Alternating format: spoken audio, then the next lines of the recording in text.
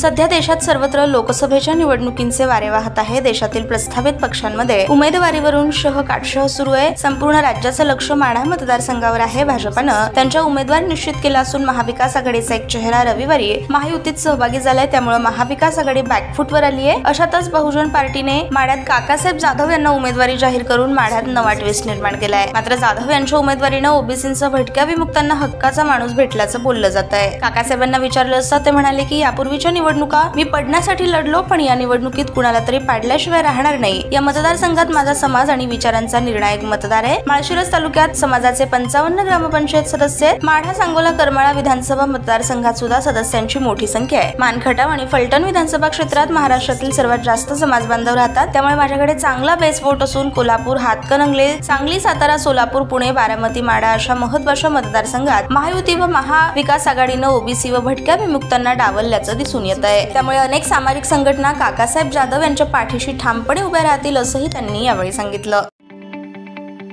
ताज्या बातम्या पाहण्यासाठी प्राईम महाराष्ट्र न्यूज चॅनलला सबस्क्राईब करा।